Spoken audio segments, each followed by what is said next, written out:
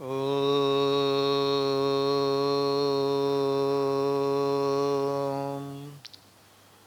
सच्चिदानन्दरूपाय विश्वोत्पत्त्यादिहेतवे तापत्रयविनाशाय श्रीकृष्णाय वयं नुमः। वंशी विभूषितकरान्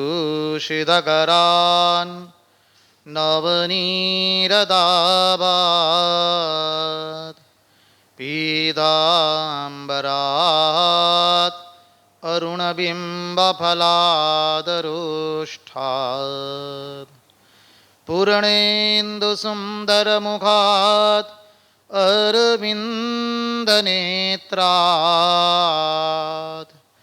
कृष्णात् परं किमपि तत्त्वम् अहं न जाने। कृष्णात् परं किमपि तत्त्वम् अहं न जाने। वृन्दावनेश्वरि तवैव पदारविन्दं प्रेमामृतैकमकरन्द रसौघपूर्णं हृदयार्पितं मधुपते स्मरतापमुग्रं निरवापयत् परमशीतलमाश्रयामि। निरवापयत् परमशीतलमाश्रयामि। ॐ नमस्ते शारदे देवी सरस्वती मती प्रदे वसत्वं मम जिह्वाग्रे सर्वविद्याप्रदा भव। स्वस्ति श्रीगणेशाय नमः। श्रीसरस्वत्यै नमः। श्रीगुरुभ्यो नमः। ॐ स्थापकाय च धर्मस्य सर्वधर्मस्वरूपिणे अवतारवरिष्ठाय रामकृष्णाय ते नमः। कृष्णकनैयालाल की, भक्तवत्सल भगवान की, वृंदावन विहारी लाल की, भगवान श्री राम कृष्ण देव की। नारायण नारायण नारायण नारायण। सर्वप्रथम हम पूज्यपाद स्वामी इष्टमानंद जी महाराज जी के चरणों में सश्रद्धेय प्रणाम निवेदित करते हैं। उपस्थित वरिष्ठ सन्यासी महात्मा लोग, पूज्यपाद स्वामी मायातीतानंद जी महाराज, पूज्यपाद स्वामी सुविज्ञानंद जी महाराज एवं अन्यान्य सभी सन्यासी महात्माओं के चरणों में श्रद्धापूर्वक के प्रणाम निवेदित करते हैं। और आप सबके भीतर हमारी इष्ट की ही अनेकानेक आकृतियों का दर्शन करते हुए आप सबके चरणों में प्रणाम करके आइए हम श्रीमद् भागवत कथा में अवगाहन करें।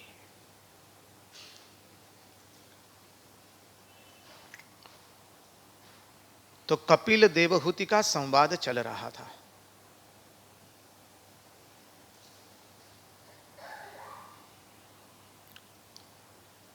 भक्ति क्या है वो कपिल भगवान बताते हुए कहते हैं, जो कल दर्शन किया था, देवानाम गुणलिंगानाम आनुश्रविक कर्मणाम सत्व एवैक मनसो वृत्ति ही स्वाभाविकी तुया अनिमित्ता भागवती भक्ति सिद्धिर्गरीयसी जरयत्यासुया योगम निगूर्ण मनलो यथा। जरयत्यासुया कोशम निगीर्ण मनलो यथा। और भगवान कैसे भक्त को पसंद करते हैं, कल जो चिंतन किया था, भगवान ने कहा कि तुम्हें किसी लोक का गवर्नर बना दे, बोले नहीं चाहिए, बोले तुम्हें हमारा पार्षद बना दे। बोले हमें आपका पार्षद नहीं बनना है। अच्छा ठीक है, हम तुमको मुक्ति प्रदान कर देते। बोले हमें मुक्ति चाहिए ही नहीं। अच्छा ठीक है, हम आपको हमसे एक बना देते तुर्को। प्रभु कह रहे हमसे एक बन जाओ, अभी हम में विलीन हो जाओ। बोले हमें आप में विलीन भी नहीं होना है। और ऐसे भक्त का गुणगान भगवान गाते हैं और कहा नैकात्मतां में स्पृहयन्ति कश्चिन मत्पाद सेवा भिरता मदीहा येन्योन्ययो भागवता प्रसज्य सभाजयन्ते मम पौरुषाणि। भगवान कहते उसको मैंने कहा मुझसे एक हो जा, वो भी नहीं चाहिए, मुक्ति भी नहीं चाहिए, वो केवल केवल मेरी भजना करना चाहते, केवल मेरी सेवा करना चाहते, नित्य नित्य सेवा, बस और कुछ नहीं। जो कल गाया ना, तेरी मंद मंद मुस्कनिया पे, तेरी मंद मंद मुस्कनिया पे मैं बलिहार सांवरे, मैं बलिहार सांवरे। इसको याद कर लीजिए। 7 दिन में तो आटलू तो याद થઈ જાય, બહુ મોટું નથી કાંઈ, 4 पंक्ति છે, बराबर છે कि नहीं। और भगवान के सामने गाइए, देखिए नित्य नूतन भगवान का स्वरूप है। मनुष्य को हमें अन्यथा रूप से मत ले। आप सब लोग दूसरे दूसरे मनुष्य को देखते हैं, मनुष्य को एक बार देखने के बाद दूसरी बार देखने की और इच्छा होती है क्या। ये हाड़ मांस का रक्त विष्ठा से भरा हुआ, मलमूत्र से भरा हुआ ये शरीर है, इसमें क्या देखने का है। ये देखने के बाद किसी का कल्याण नहीं होने वाला, अकल्याण ही होने वाला है। देखना है तो आओ हमारे सांवले सलोने सरकार को देखेंगे, हमारे नंद नंदन यशोदानंदन को देखेंगे, जिसका स्वरूप नित्य नूतन है। इसलिए कहा तदेव रम्यम रुचिरम नवम नवम, तदेव सस्वन मनसो महोत्सवम, तदेव शोकार्णव शोषणं नृणां यदुत्तमः श्लोक यशोनुगीयते। स्पष्ट कह दिया, नित्य नूतन स्वरूप उसका भा रहा है। श्री कृष्ण का स्वरूप ही ऐसा है, जितना आप उसको देखेंगे आपको प्रतिदिन नित्य नूतन लगता है। और देखिए स्पष्ट बात बता दे, आपके सबके अधिकांश घर में तो अपनी यहाँ तो प्रथा है, लाल जी क्या, लाल जी होते ही है। लाल जी के बिना घर कैसा होता है, सुना सुना होता है, स्मशान है, ठीक है। क्योंकि लाल जी की सेवा, लाल जी को लेके रहना है, तो लाल जी के साथ एक बार संबंध बन जाएगा। और ये श्री कृष्ण ऐसे है जो सबके मन को अपनी ओर आकर्षित कर लेंगे एकदम पूर्ण रूप से। श्री कृष्ण का अर्थ ही है जो सबके मन को अपनी ओर आकर्षित कर ले, उसका नाम है कृष्ण। कर्षति इति कृष्ण। और जब वह हो जाएगा तब क्या होगा, वो आगे भगवान कहते हैं पश्यन्ति ते में रुचिराण्यंब संतः प्रसन्न वक्त्रा ऋणलोचनानि, कहते हैं। फिर कहते रूपाणि दिव्यानि वरप्रदानि साकम याचम स्पृहयन्ति कश्चित्। कितनी सुंदर बात कहती है, पश्यन्ति ते में रुचिराण्यंब संतः प्रसन्न वक्त्रा ऋणलोचनानि। बोल सब समय वो मुझे देखता रहता है, एक टस। अरे श्री कृष्ण के देखने से हमारी आंखें हटनी नहीं चाहिए। आप सब लोग जानते हैं महाप्रभु श्री चैतन्य देव जगन्नाथपुरी में 14 वर्ष एक ही खंबे के वहां खड़े होकर के महाप्रभु जगन्नाथ महाप्रभु का दर्शन करते रहते थे, एक टस, एक टस। अरे बांके बिहारी के साथ भी यह हो गया। हमारे बांके बिहारी तो बहुत बोले, श्री कृष्ण तो छलिया भी है और भोला भी है। महात्मा हर रोज दर्शन करने आते थे, हरिवंश संप्रदाय के, हर रोज लाला के साथ बातचीत करते थे। करते करते ऐसा संबंध बन गया, महात्मा जी वृद्ध हो गए, अब आ नहीं पाएंगे। कितनी मुश्किल से लाठी के सहारे आते थे और लाला को आकर के कह दिया, देख लाला, आज ही हमारा अंतिम दिन है, अब हम आ नहीं पाएंगे यहां। उनके साथ घंटों तक बातचीत करते रहते हैं। आप सब लोगों ने अनुभव किया होगा, जब गए होंगे वृंदावन में तो अपने डाकोर में चले जाए ना, रणछोड़ राय के सामने बातचीत आरंभ कर दीजिए, देखिए कितना आनंद आता है। हमारा मन तो सब समय भागता ही रहता है ना, तो उसको भागने दीजिए भगवान के अंदर में, भगवान के श्री चरण में। मंदिर में जब जाते हैं तो दर्शन ठीक से कीजिए। कई लोग मंदिर में जाके आते हैं, दर्शन पूछते हैं, भगवान को कौन सी माला पहनाई थी, मारे याद नहीं, अब मैं तो खाली आंखों ना दर्शन करे, ये ना चाले। भगवान को कौन सी माला पहनाई है, भगवान को कौन सा पिच्छ पहना है, भगवान को कौन सा सुंदर वस्त्र परिधान करवाए, तब तो प्रेम होगा ना। नहीं तो प्रेम कहां से होगा, तभी तो दर्शन, नहीं तो दर्शन कहां से। बारीकाई से निरीक्षण कीजिए, एकदम सूक्ष्मता से, मेरे भगवान को कौन सा पगड़ी पहनाई, कौन से रंग की पगड़ी, वो पगड़ी में क्या मोती लगाए, क्या सुंदर माल्यार्पण किया है मेरे भगवान को, पीछे कौन सा पर्दा रखा है, सब कुछ। और भगवान के श्री चरण में कैसे गादी तक के रख करके कैसे तुलसी माला अर्पण की जा रही है, सब कुछ बारीकाई से निरीक्षण कीजिए और फिर भगवान के साथ बातचीत कीजिए। देखिए तो क्या होगा, कहते पश्यन्ति ते में रुचिराण्यम बसंतः प्रसन्न वक्त्रा ऋणलोचनानी। केवल वो मेरा मुख पुनः पुनः देख करके प्रसन्न होने लगता है। महात्मा जी ने भी यही करते थे, लाला के साथ बातचीत करना शुरू कर दिया। लाला को कह दिया अब मैं कल से नहीं आऊंगा। भगवान हमारे बांके बिहारी बोले ना, आपको आने की जरूरत नहीं, अब मैं चलता हूं आपके साथ। बांके बिहारी चल दिए, ये सत्य घटना है, कपोल कल्पित नहीं है। श्रद्धावान लभते ज्ञानम। बांके बिहारी चल दिए महात्मा जी के साथ में। गुसाई जी घबरा गए, ये लाल जी गए, बांके बिहारी गए तो सब रोजी रोटी गई। भगवान को तो सबको रखना है ना, क्या धर्म अर्थ काम मोक्ष देने बैठे हैं भगवान, समझिए। भगवान को तो सबकी लीला पूर्ण करनी है। गुसाई जी ने महात्मा जी से प्रार्थना की, महाराज जी बांके बिहारी चले जाएंगे तो हमारी आजीविका का क्या होगा। महात्मा जी ने कहा ठीक है बांके बिहारी आप रहिए वहां, हम आपको अभी यहां पर ले जाएंगे, हृदय में ले जाएंगे। बांके बिहारी सम्मत हुए, ठीक है हम यहीं रहेंगे, लेकिन आपके हृदय में सदैव रहेंगे, आप हमारे नित्य नूतन स्वरूप देख पाएंगे।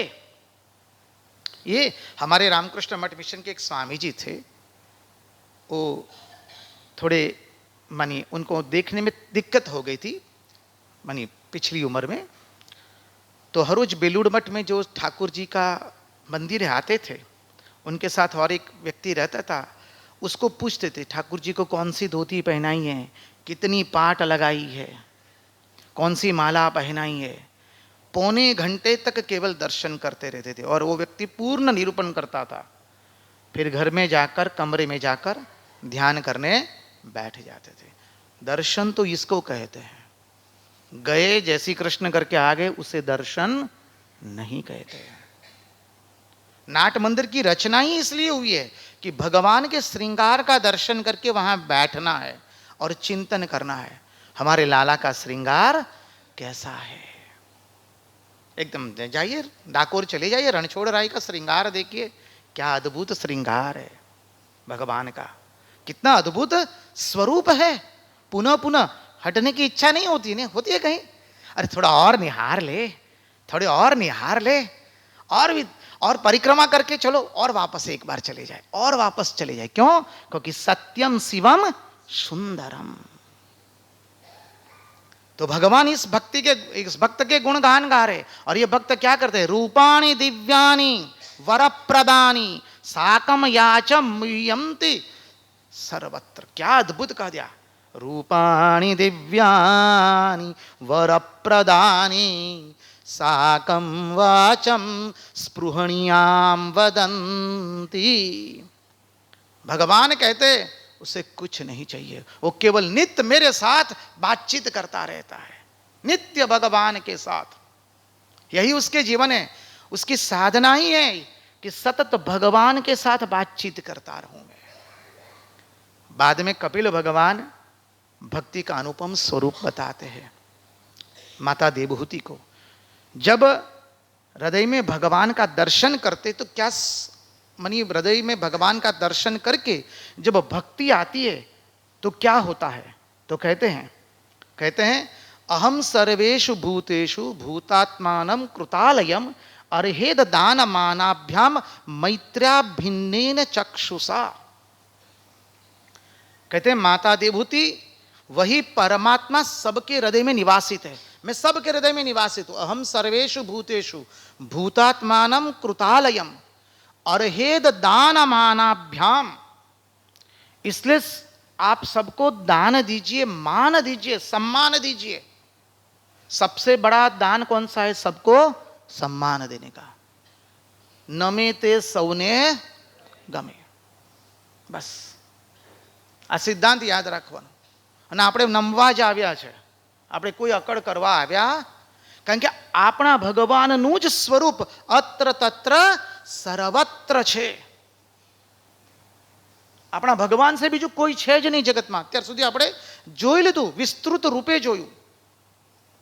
हमारा ईश्वर ही सर्वभूतों में है, इसलिए हम सबको वंदन करेंगे। श्री रामकृष्ण देव इसलिए सबको वंदन करते हैं। गिरीश घोष को तो साष्टांग कर दिए। अब बताइए,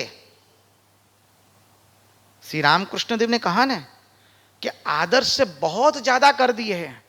अब हम अपने आप को जितना ढाल सके, हम सबको हाथ जोड़ करके जय श्री कृष्ण तो कर सकते हैं ना, यही तो बंधन है ना।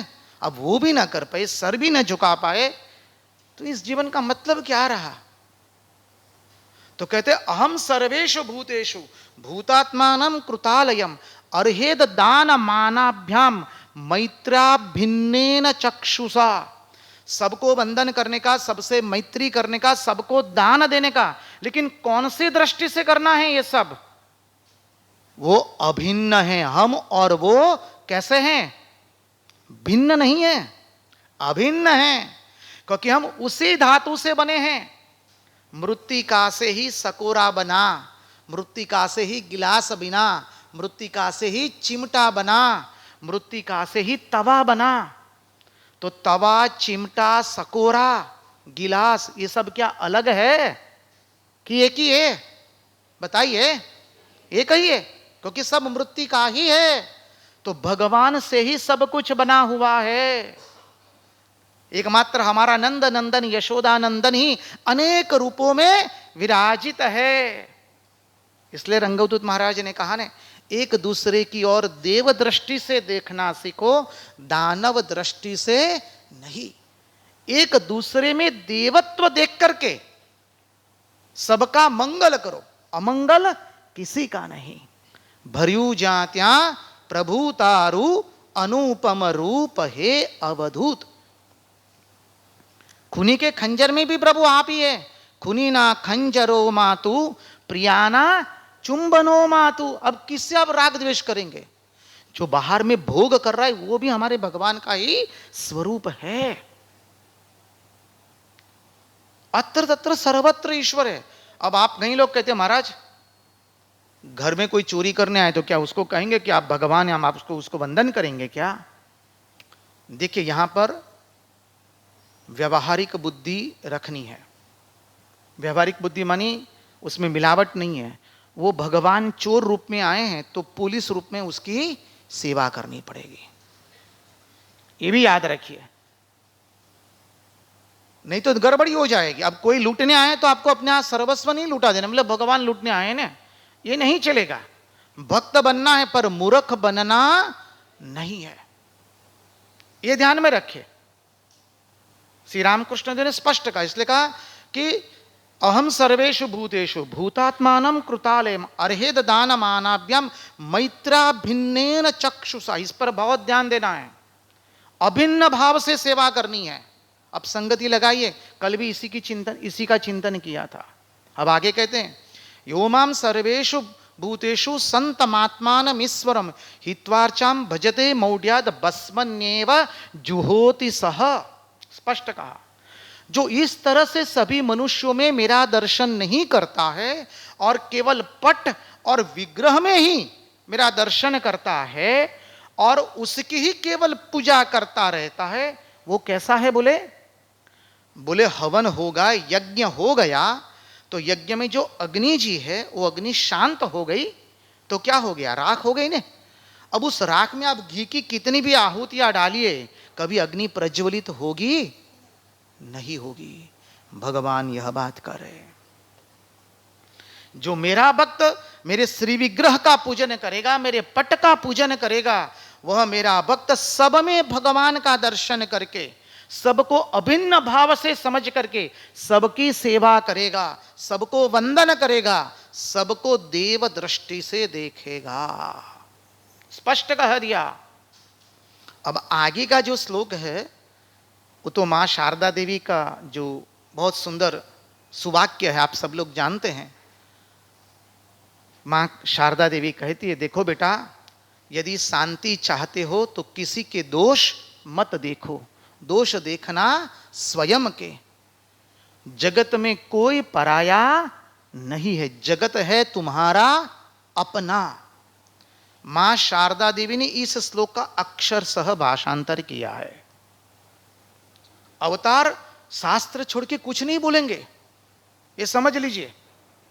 स्पष्ट कहा। अभी देखिए, द्विशतः परकाये माम मानिनो भिन्न दर्शिनः भूतेषु बद्धवैरस्य न मनः शांति मृच्छति। स्पष्ट कहा, द्विशतः परकाये माम, जो स्वयं को दूसरों से भिन्न देखता है उसको तो भय लगता है, तभी तो स्पर्धा शुरू हो जाती है, फिर राग द्वेष शुरू हो जाता है, निम्नता श्रेष्ठता शुरू हो जाती है। द्विशतः परकाये माम मानिनो भिन्न दर्शिना भूतेषु बद्ध वैरस्य। फिर हम वैर में बद जाते हैं, प्रीति में बद गए, वैर में एक दूसरे से द्वेष कर लिया, वैर भाव कर लिया, और फिर भयंकर भय लगता है। फिर मेंटल डिप्रेशन, मानसिक तनाव आरंभ हो जाता है। हम जितना अपने आप को दूसरों से भिन्न समझेंगे उतना हम ही भुगतने वाले हैं, और कोई भुगतने वाला नहीं है। स्पष्ट कहा था हमारा शास्त्र, इसलिए कहा हम दूसरे से भिन्न नहीं है, दूसरे की खुशी में हमारी खुशी है, दूसरे के आनंद में हमारा आनंद है। इसलिए सेवा करते हैं तो बहुत आनंद मिलता है दूसरों की जब सेवा करते हैं, और जब उससे कोई अपेक्षा नहीं रखते, निस्वार्थ भाव से अपना पराया मिटा करके उसकी सेवा करते हैं, तो फिर दिव्यता प्रकट होती है, और उससे जो आनंद मिलता है भीतर में, वो आनंद के लिए ही तो हम जी रहे हैं ना। इसलिए बताया, अपने आप को भिन्न मत समझो दूसरों से, स्पष्ट कह दिया। अब कहा कि भाई जो पट की पूजा करता है, ये करता है, और जो दूसरों में भगवान का दर्शन नहीं करता है, तो क्या महाराज हमें भगवान की पूजा नहीं करनी है क्या? हम लाल जी की पूजा नहीं करें क्या? हमारे भगवान की पूजा नहीं करें क्या? पट में, घर में तो पट रखा है, लाल जी भी रखे हैं। बोले ना, करनी है। कब तक करनी है? बोले अर्चादा वर्चये तावत ईश्वरम माम स्वकर्म कृत यावन्न वेद स्वरिधि सर्वभूतेषु अवस्थितः। जब तक हमको सबके अंदर में भगवान का दर्शन न हो जाए, तब तक हमें पट एवं श्री विग्रह का पूजन करना है। स्पष्ट कहा।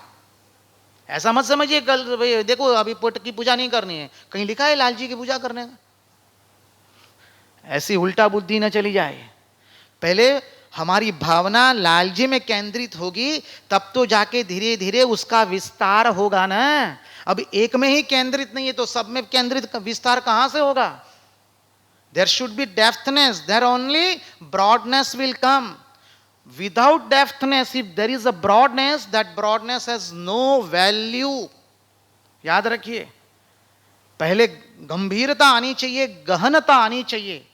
गहनता और गंभीरता जब आएगी तभी हमारा मन विस्तृत हो पाएगा। गंभीरता और गहनता के बिना यदि हमारा मन विस्तृतीकरण की ओर गया है तो उसकी कोई कीमत नहीं है। इसलिए अपनी भावनाओं को पहले एक भगवान के तक सीमित कीजिए, धीरे धीरे उसका विस्तार होगा, जब वो पूर्ण रूप से पूजा होगी तब। इसलिए कहा अथमाम सर्वेषु भूतेषु भूतात्मानं कृतालयम अर्हेद दानमानाभ्याम मैत्रा भिन्नेन चक्षुषा। भगवान ने स्पष्ट कहा। इसलिए बोले तुम सबके साथ अपना अभिन्न भाव रख लो, जगत में कोई नहीं हमसे अलग। हर देश में तू हर वेश में तू, तेरे नाम अनेक तू एक ही है। यह रंग भूमि विश्वधरा, हर खेल में मेल में तू ही तू है। सागर से उठा बादल बनकर, बादल से गिरा जल होकर, फिर नहर बना नदिया गहरी, तेरे भिन्न प्रकार तू एक ही है। क्या अद्भुत भजन बना है महात्मा ने, भजन बनाया, अपनी अनुभूति का भजन है ये। कितना सुंदर भजन है। एक वही अनंत अखंड अविनाशी अत्र तत्र सर्वत्र। अब किससे द्वेष करेंगे, किससे राग करेंगे, किसकी बुराई करेंगे। और हम सच कहें, हमें अन्यथा रूप से मत लीजिए। आप कहेंगे महाराज आप तो गेरुआ पहन लिए, आप आश्रम में हैं, इसलिए आपके लिए चल जाएगा, हम लोगों के लिए नहीं चल सकता है। जीना ऐसा नहीं है। हम ऐसे अनेक सदगृहस्थों को जानते हैं, जितना आवश्यक है ना उतना ही वो समाचार कुछ देख लेते हैं, वो अखबार भी नहीं पढ़ते हैं। अखबार तो छूने जैसा नहीं है, वो तो कलयुग का भागवत है। श्री राम कृष्ण देव जहां अखबार रखा होता था वहां बैठ नहीं पाते थे, क्योंकि उसमें लोगों की निंदा लिखी हुई है। समझिए, स्पष्ट है ये बात। वो जितना बंद कर देंगे, वो आपके घर में जो टीवी होता है उसमें न जाने क्या क्या आता है, आप लोग जानते होंगे, देखते होंगे तो। और कितना कचरा हम भर रहे हैं। सबसे अपने मन को निरोध कीजिए। एक प्रयोग तो कीजिए, छोड़िए ना हमारे पर विश्वास मत कीजिए, प्रयोग तो कर सकते हैं ना आप लोग।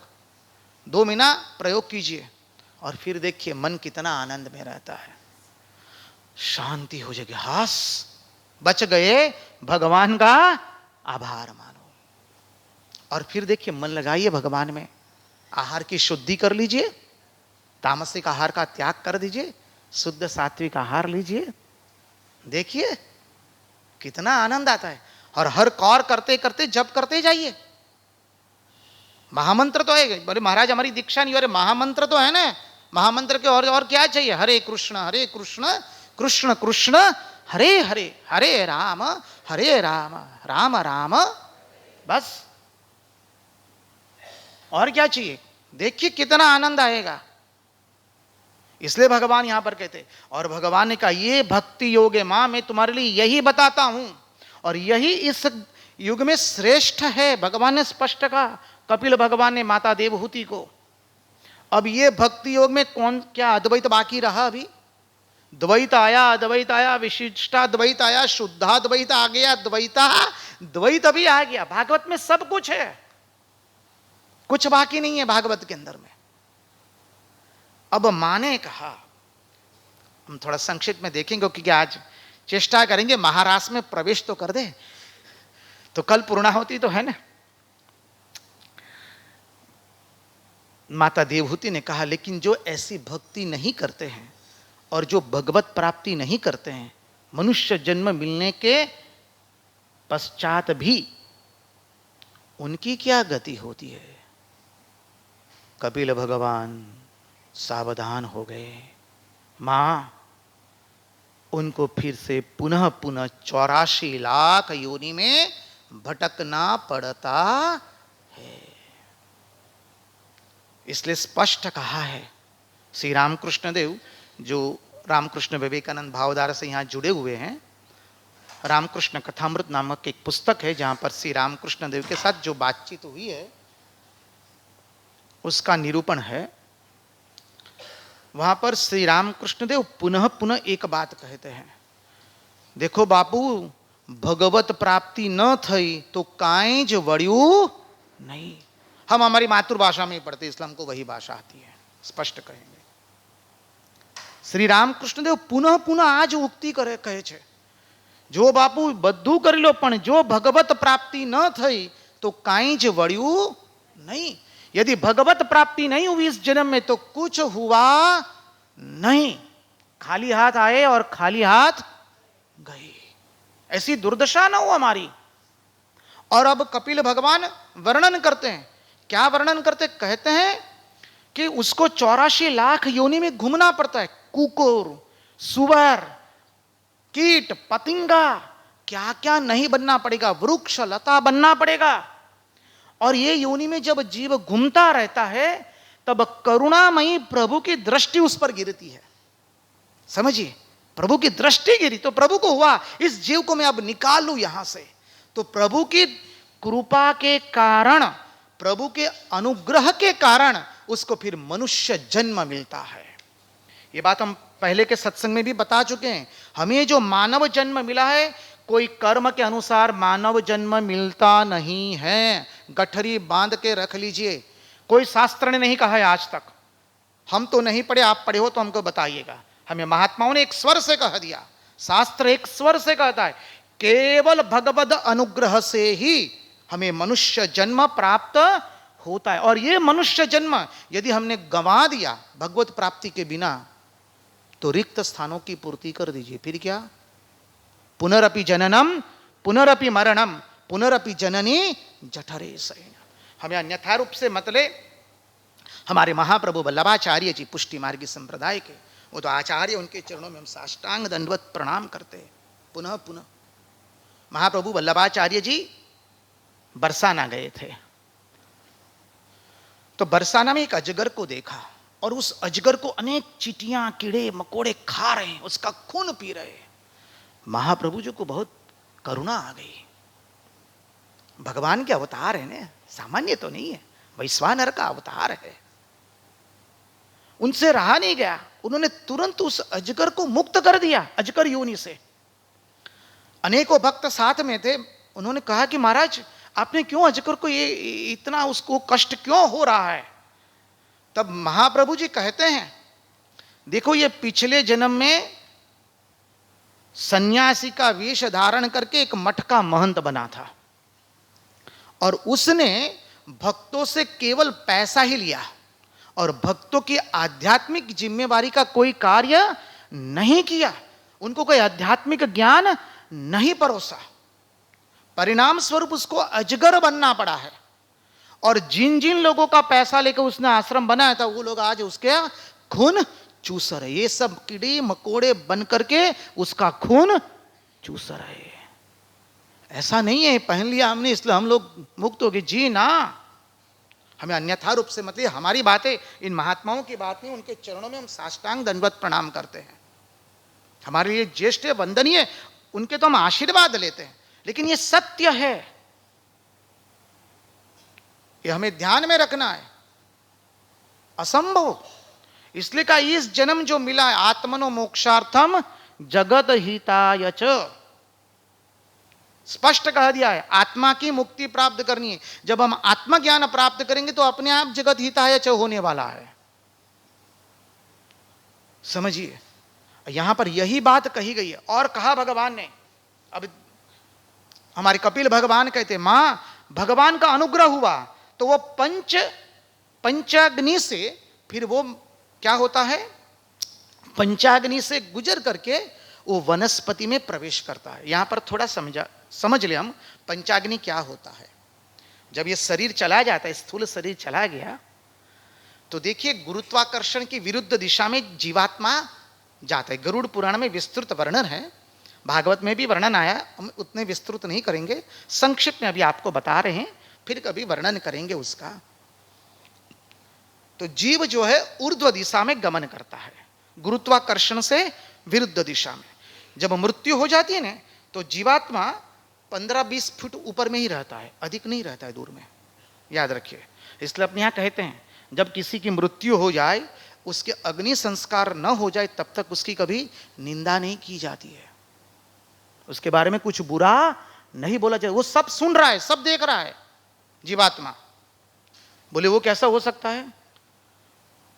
बोले अब स्वामी जी हम मानने के लिए तैयार नहीं है। अरे आप जो घर में टीवी चलाते हैं, जहां वो दबाते, मोबाइल में यूट्यूब दबाया आपने, जो लाइव प्रसारण आ रहा है वो कहां से आ रहा है? लाइव या जो भी है ये सब आकाश में ही से संग्रहित है ना। एक सिस्टम बना दिया, सैटेलाइट सिस्टम, इसलिए तुरंत आपके मोबाइल में आता है, आपके टीवी में आ जाता है। बस वैसा ही है ये। If it is possible in physical world, we are talking about metaphysical world. समझिए, तो वो 15 फीट ऊपर में ही रहता है, फिर उसका ऊर्ध्वीकरण होता है अग्नि संस्कार के बाद। उसकी बहुत सुंदर प्रोसेस है।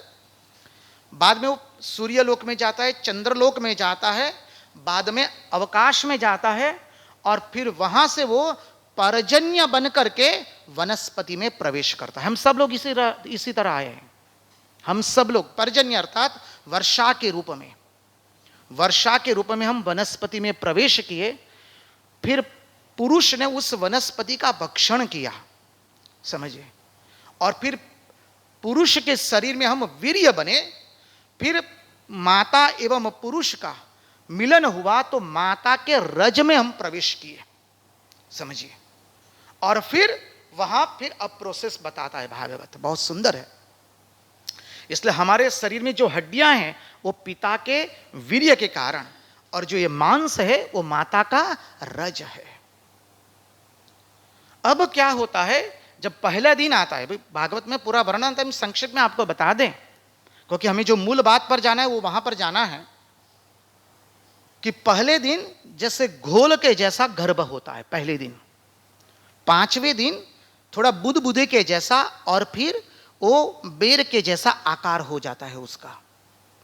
1 महीने में सिर आता है, द्वितीय महीने में हाथ और पैर आते हैं, और उसी तृतीय महीने में अस्थि, मज्जा, नाखून ये सब आ जाते हैं, और वहीं पर स्त्री और पुरुष के चिन्ह भी आ जाते हैं। द्वितीय महीने से शुरू हो जाते हैं।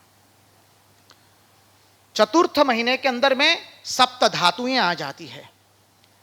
5वें महीने में उसको अनुभव होने लगता है, वो घूमने लगता है 5वें महीने के अंदर में, और उसको कीटाणु खाने लगते और बेहोश होना शुरू हो जाता है वो तुरंत तुरंत। गर्भावस्था का जो वर्णन है ना, पढ़ेंगे ना हम लोग, अभी थोड़ा वर्णन करेंगे, वैराग्य उदित हो जाएगा। हम लोग उसी से गुजरे हैं। 6वें महीने में तो क्या दुर्दशा बताई, देखिए हमारी दुर्दशा क्या थी। गर्भ में हम उल्टे सिर लटके हुए थे मां के पेट में, पांव चिपके हुए थे पेट के साथ में, ठीक है कि नहीं? याद है ना? याद है, मैंने देखा है ना। और इस तरफ मूत्र की नाली है, इस तरफ मल की नाली है। 97 डिग्री टेम्परेचर है। ऊपर से मां जब तीखा खाती है तो वो जलन होती है। असंख्य कीटाणु हमको काट रहे, हम पल पल मूर्छित हो रहे हैं, पल पल मूर्छित हो रहे हैं, पुकार रहे हैं, कोई सहायता करने नहीं आ रहा है। बहुत यातना है, इतनी भयंकर है। सोचिए हमको इसी वक्त पैर के साथ यहां बांध दिया जाए, उल्टा कर दिया जाए, और मल की नाली चला दी जाए, मूत्र की नाली चला दी जाए, गंदा है, और इतने छोटे में रहना है। और 97 डिग्री 97, तो क्या होगा? वडोदरा शहर में जब 45 हो जाता है, 46 हो जाता है, तो क्या हालत हो जाती है? वहां पर कौन सा है? 97। और प्रतिपल कीटाणु काट रहे हमको, हम बेहोश हो रहे हैं। 7वें महीने में भगवान ज्ञान देते हैं हमको, पूर्व जन्म का हमको पूरा ज्ञान हो जाता है, और हम भगवान को हाथ जोड़ करके प्रार्थना करते, बहुत रोते। प्रभु बहुत भूल की है हमने, हम जन्म जन्मांतर तक तुमको भूल के रहे। प्रभु हम वचन देते, हम सब ने ये वचन दिया है, भगवान को वचन दिया है, हम जैसे ही गर्भपात यातना से हम बाहर निकलेंगे, प्रभु आपको एक क्षण के लिए भी नहीं भूलेंगे। भगवान ने अपने स्पष्ट वचन आप्યું છે। જાગ્યા તારથી સવાર આજે જે સાંભળ્યું તો આજથી તો पालन करिए। भगवान को वचन दिया है, प्रभु हमको इस यातना से बाहर निकालो। और सब पिछले जितने जन्म हमारे सामने आ रहे हैं और क्या क्या किया है वो सब आ रहा है, कुछ छूटेगा नहीं। और पुनः पुनः वहां पर मूर्छित हो रहे हैं। और देखिए जगत की अवस्था, तब जो मां गर्भधारिणी है उसको आनंद हो रहा है और हम यहां मरे जा रहे हैं। क्या दुर्दशा है देखिए जगत की, यही प्रपंच है। देखिए विषयी जिस दृष्टि से वासना का भोग करता है, हमको उसी दृष्टि से इस प्रपंच से वैराग्य प्राप्त करना है। देखिए सुंदर सभागार है, आप सब लोग माताएं प्रभु लोग उपस्थित है। यहां पर कोई छोटा बच्चा ने आगे अचानक लघु शंका कर दी तो क्या होगा? अरे रे गंदा हो गया, गंदा हो गया। कितनी गंदगी लगती है। गुरु शंका कर दी तो अरे बाप रे बाप, वोहा हो जाएगा। अब सोचिए वो लघु शंका गुरु शंका कहां है? यही है ना, इसके बाहर है क्या? तो इसके फिर क्या आकर्षित होने का? पंचभूत माटीनु कुंडू, ऊपर सुंदर सोने मळ्यू, अंदर नहीं दुर्गंधीनो पार, अने कामण कर्यू एणे अपार। पंचभूत माटी का कूड़ा, ऊपर सुंदर सोने से मढ़ दिया है, चमड़ी से, बस उसी से सब मोहित हो गए। जो नहीं है उसमें है का भाव करा दिया माया, और जो है उसमें नहीं है का भाव करा दिया। पंचभूत माटी का कूड़ा, पंचभूत से हम बने, आकाश वायु अग्नि जल एवं पृथ्वी। पंचभूत माटी का कूड़ा, ऊपर सुंदर सोने से मढ़ा और भीतर अरे बाप रे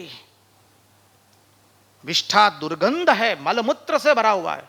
भीतर नहीं दुर्गंधि का पार, कामन किया उसने अपार। अब इसमें है क्या? रामकृष्ण कथामृत में श्री रामकृष्ण देव यही कहते हैं। शरम नहीं आवती हजू पण स्त्रीना शरीर प्रत्ये आकर्षण, एमा छे શું વરી?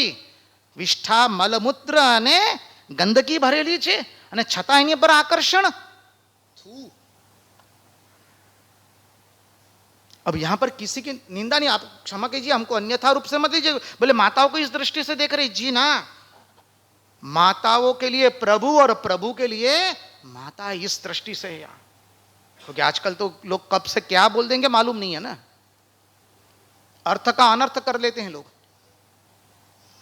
यह अद्भुत सिद्धांत है और ये जिसके प्रति हम आकर्षित हुए। देखिए शरीर में से कुछ भी निकलता है, कुछ एक भी अच्छी चीज है, नेत्र में से चिपक नहीं निकले, देखने को अच्छा नहीं लगता है, सही बात है ना। नाक में से जो निकलता है क्या अच्छा लगता है? मुंह में से दुर्गंध आती है वो अच्छा लगता है? बाकी का तो सब छोड़ दीजिए, गले का नीचे का सब छोड़ दीजिए, इतने में ही अच्छा नहीं लगता। पसीना हो गया, कितनी दुर्गंध आती है, और हम उसी को लेकर मग्न हो गए। बताइए, why do we suffer? Because of ignorance. हम दुख क्यों भुगतते हैं? अज्ञान के कारण, कभी विवेक ही नहीं किया। इसलिए रंगदूत महाराज का सुंदर भजन है, डाचू सुदर्पण देखे रे मूर्ख प्राणी, डाचू सुंदरपण देखे रे मूर्ख प्राणी, गोरु गुलाबी मुखड़ुआ चांद जेवू, क्षण मा करमाही जासे रे मूर्ख प्राणी। क्या दर्पण में देखने का इसको बाबा, क्या देखने का? इसमें कुछ अच्छा है ही नहीं। ये विवेक करवाया है। और हमने गर्भावस्था में कितनी भगवान को प्रार्थना की है, भगवान को कहा प्रभु कैसे भी हमको इससे बचाइए बस। और 9 मास होते होते भगवान की कृपा होती है। हम भगवान को बहुत प्रार्थना किए, बहुत तड़पे हैं गर्भ में, याद रखिए। और एक प्राणवायु जो चला और इतने छोटी सी योनि में से बाहर निकले, इतना कष्ट हुआ है हम सबको। और उस कष्ट में इतना कष्ट हुआ, हम भूल गए सब कष्ट से। जैसे बाहर निकले रोना शुरू कर दिया, बेहोश हो गए, सब ज्ञान चला गया। दैवी ऐसा गुणमयी मम माया दुरत्यया मामेव ये प्रपद्यन्ते माया में ताम तरंती ते। बस सब लोगों ने तालियां बजाई, मिठाइयां बांटी, हम जानते हैं क्या हो गया। बस और फिर हमने अपना वासना से इस संसार चक्र को शुरू कर दिया।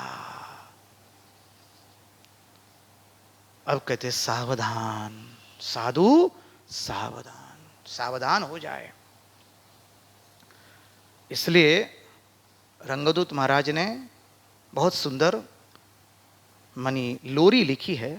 मदालसा जब अपने पुत्र को लोरिया सुनाती है तो उसमें रंगदूत महाराज लिखते हैं, मात पिता ना मैल थी उतरियो त्यूं। ये शरीर है क्या? माता पिता का गंदा मैल है, इसके प्रति क्या अहंकार करने का? जो मूर्ख है वो अहंकार करता है, बुद्धिमान कभी नहीं करेगा। इसलिए पहले भी बताया था, मूर्ख के लिए प्रपंच है, बुद्धिमान के लिए अध्यात्म है। हम किसी को नम्र दृष्टि से नहीं देखते, सबको वंदन करते हैं। ये शास्त्र हमें इसलिए ये दृष्टि प्रदान करता है ताकि हमारे में वैराग्य उत्पन्न हो। याद रखिए, इसके लिए ये दृष्टि उत्पन्न कराता है। अब ये माता पिता का गंदा मैल, उसको कोई माला पहना या तमाचा मारे या जला दे, क्या फर्क पड़ेगा? उसी को क्या मैं करते रहना है क्या? इसलिए कहा ना कि यदि महात्मा समझाते, आप कपिल देवती संवाद में आया, यदि हम अस्वस्थ हो गए तो कोई हमारी सेवा करेगा, इस शरीर की सेवा करेगा, लेकिन हम तक किसी की पहुंच नहीं है। हमारे मन में जो यंत्रणा हो रही है वहां कोई पहुंचने वाला नहीं है। हम जब लोग अस्वस्थ हो जाते तो मान लीजिए आपके बेटा बेटी सास बहू ने सब ने आपकी सेवा की, वो तो शरीर की कर रहा है।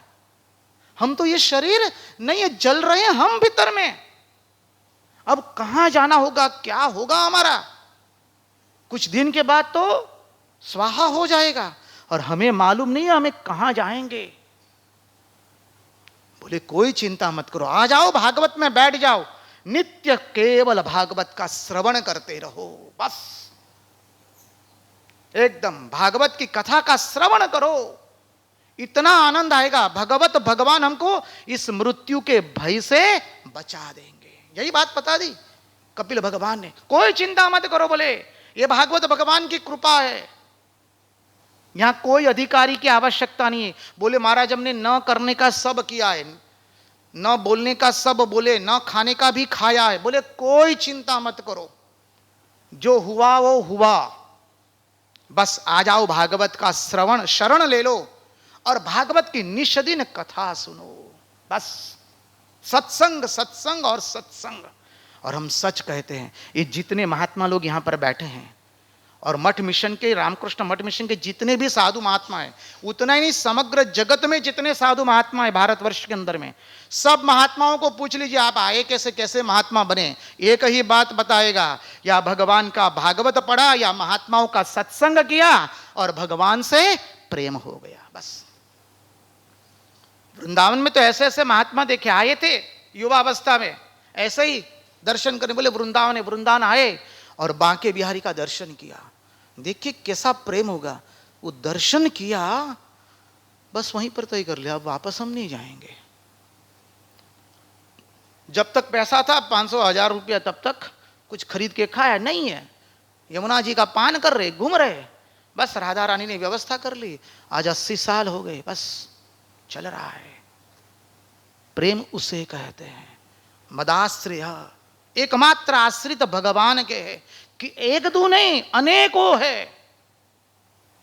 ऐसा अनेकों महात्मा अपने रामकृष्ण मठ मिशन में ऐसे ही आए, ऐसा प्रेम हो गया, साहित्य पढ़ा, सत्संग सुना, बस अब जीवन इसके लिए। बोले तो ये सत्संग जो है ना, वो भगवान से प्रेम करवाता है।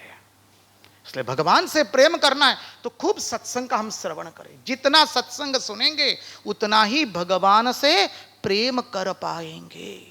और जब तक भगवान से प्रेम नहीं होगा ना, कितना भी माथा पच्ची कीजिए, आप माला घुमाइए, पूजा कीजिए, लेकिन वो आनंद आएगा नहीं।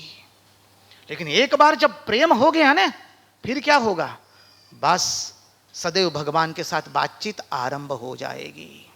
एकदम तुरंत भगवान से बातचीत करना शुरू हो जाएगा। और ये सही बात बताए, महात्मा यही बता रहे। देखिए हमारा मन तो सबके साथ बातचीत करता रहता है ना। आप लाल देखिए, भोजन बनाते, गाड़ी चलाते हैं, नौकरी करते हैं, कुछ भी करते, धंधा करते, मन का एक भाग सब समय दूसरे के साथ बातचीत कर रहा है कि नहीं? मां का बेटा हजारों 10,000 किलोमीटर दूर है, लेकिन मां कंटिन्यूअस बेटे के साथ बातचीत कर रही है, बेटी के साथ बातचीत कर रही है कि नहीं? हाँ कि ना? प्रत्युत्तर की अपेक्षा है जी। बस अब उसकी जगह भगवान को, लाल जी को बिठा दीजिए। एकदम सीधी बात है, और कुछ नहीं करना है, स्पष्ट कह दिया। बस लाल जी को बिठा दीजिए। और लालन तो सबके मोह को भा लेता है ना, मनमोह के ना, माधव बराबर।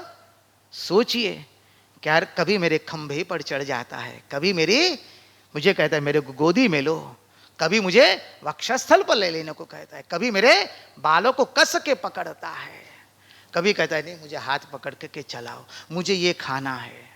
अब लाला के लिए खाना बना रहे। अब आप केवल घर के व्यक्तियों के लिए, पति के लिए खाना नहीं बना रहे, बच्चों के लिए खाना नहीं बना रहे, मेहमान के लिए खाना नहीं बना रहे, लाला के साथ बातचीत करते करते आप खाना बना रहे। देख लाला तेरे लिए बना रही हूं, देख लाला तेरे लिए भिंडी काट रही हूं।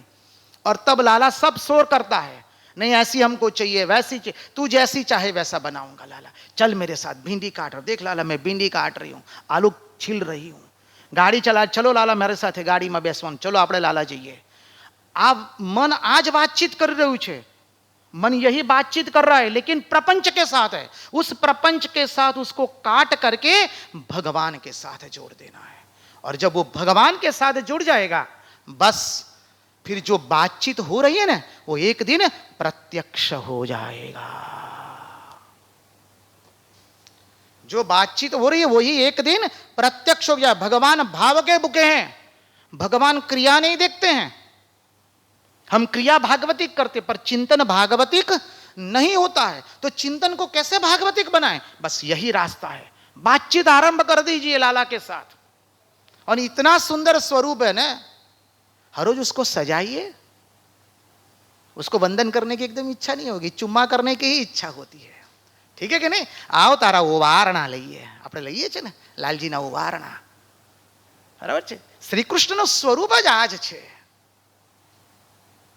ये बताया भगवान ने।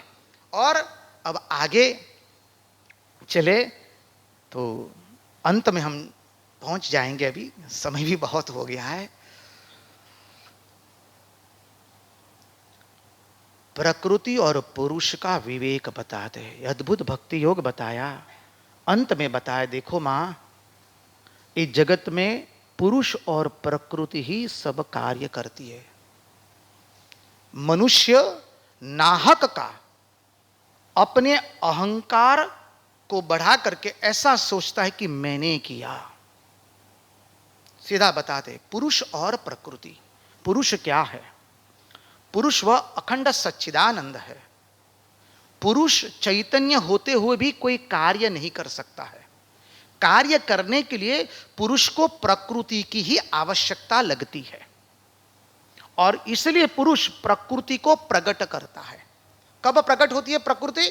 जब पुरुष ने संकल्प किया मैं एक हूं उसका बहु बनूं, एको हम बहुश्यामा प्रजा येयम। जहां वो संकल्प किया, क्या हो गया? प्रकृति प्रकट हो गई। त्रिगुणमयी प्रकृति है।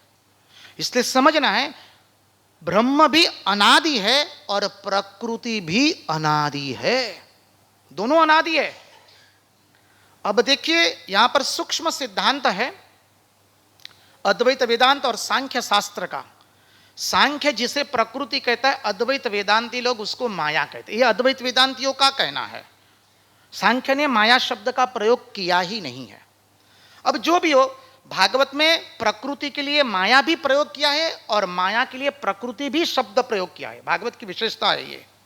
और यहां पर बताया माया अनादि है पर अनंत नहीं है, क्योंकि जब ब्रह्म ज्ञान प्राप्त हो गया, परम ज्ञान प्राप्त हो गया, फिर माया रहती नहीं है। फिर क्या? अत्र तत्र सर्वत्र वही भगवान के स्वरूप का दर्शन होता है। और ये पुरुष बोले स्वयं कुछ कार्य नहीं करता है, प्रकृति से ही करवाता है। इसलिए श्री राम कृष्णदेव कहते हैं, when that Brahman is static, I call him as a Shiva, and when that Brahman is dynamic, I call him as a Kali. वह ब्रह्म जब निश्चेष्ट है तो मैं उसे शिव कहता हूं, और वही ब्रह्म जब कार्यान्वित होता है तो मैं उसे क्या कहता हूं? काली कहता हूं। वही प्रकृति है, पुरुष और प्रकृति। बंग भाषा में एक भजन है, कखनो पुरुष कखनो प्रकृति, कखनो शून्य रूपारे, आगे नाही जानी केमोन जननी, भाविये जन्म गैलो रे। गलती आप लोग सुधार लीजिएगा, हमें आती नहीं जो लोग जानते हैं। तो बोलते हैं कभी पुरुष बनते हैं आप, कभी प्रकृति बनते हो, कभी पुरुष और प्रकृति से भी परे है। यह है परमात्मा। तो पुरुष और प्रकृति, प्रकृति ही सब कार्य करती है। भूमिरापो नलो वायु खम मनो बुद्धिरेवच अहंकार हितियम में भिन्ना प्रकृतिरष्टधा। भगवान ने कही थी तो गीता में, अष्टधा प्रकृति, भूमिरापो नलो वायु, आकाश वायु अग्नि जल पृथ्वी। भूमिरापो नलो वायु खम मनो बुद्धि रेवच, मन बुद्धि एवं अहंकार को ले लीजिए, यह है प्रकृति। बस ये पुरुष और प्रकृति का ही खेला है। मनुष्य नाहक का अपने ऊपर अहंकार का आरोप करता है। और एक सिद्धांत बताया, सुंदर सिद्धांत है, बहुत सुंदर है। कार्य कारण और कार्य कारण, तीन है, कार्य कारण और तीसरा क्या है? कार्य कारण। कारण क्या है? प्रकृति। प्रकृति मूल कारण है, समझिए। प्रकृति ही जगत का निर्माण करती है। पुरुष तो एकदम निश्चेष्ट बैठा रहता है। श्री रामकृष्ण देव बताते, कथामृत में उदाहरण देते हैं, बोले घर में ब्याह का प्रसंग होता है तो जो सबसे ज्येष्ठ होते हैं वो बाहर में आसन लगाकर वो बैठते हैं, और घर के सभी लोग आकर के उनको कहते हैं, हाँ लड्डू बन गए, पूरियां हो गई, ठीक है, बारात आ गई, और वो सब समय सर हिलाता रहता है। ऐसा ही पुरुष कार्य करता है। पुरुष कोई कार्य नहीं करता है, वो केवल बैठा रहता है, और प्रकृति पूर्ण कार्य करती रहती है। तो प्रकृति क्या हो गई? मूल कारण। और कार्य क्या है? बोले पंच महाभूत कार्य है। याद रखे, कार्य हम सब नहीं है। कार्य मनुष्य, पशु, पक्षी, कीट, स्थावर, जंगम, वो कार्य नहीं है। कार्य क्या है?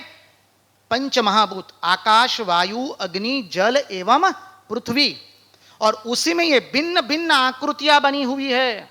मुहर लगाई गई मनुष्य की, पशु की, पक्षी की, कीट की, स्थावर की, जंगम की, समुद्र की, सरिता की, ये सब मुहरें लगाई गई है। देखिए उदाहरण से समझ ले, आपका आकाश और हमारा आकाश क्या भिन्न है? क्या शरीर में एक ही आकाश है ना? पशु के अंदर में भी वही आकाश है, पक्षी में भी, कीट में भी, स्थावर जंगम में भी वही है, वही वायु है, वही जल है, समझिए, वही आकाश, वही वायु, वही अग्नि, वही जल और वही पृथ्वी तत्व है। तो फर्क कहां है ही नहीं। हर देश में तू, हर वेश में तू, तेरे नाम अनेक बस तू। ये कार्य हो गया पंच महाभूत, आखिरी कार्य प्रकृति मूल कारण। अब ये कारण और कार्य के बीच में एक अवस्था आती है, उसको कहते हैं कार्य कारण अवस्था। ये तीन सिद्धांत बताए हैं। और अंत में कपिल भगवान माता देवहूति को बहुत सुंदर बताते हैं ध्यान करने की पद्धति। बहुत सुंदर है। बोले परमात्मा का ध्यान कैसे करे? सचिंतयेत् भगवतश्चरणारविंदम वज्रांकुशध्वजसरो रुहलांछनाढ्यम उत्तुंग रक्त विलसत् नख चक्रव्याल ज्योत्स्नाभिराहत महद ध्रुदयांधकारम।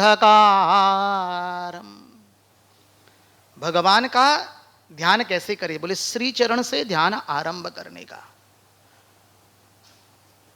वलनु बदन सोहामणु जाने उग्यो पूनम नो चंद्र મુક્તાનંદ કહે મોહન વરને જોઈ થયો આનંદ.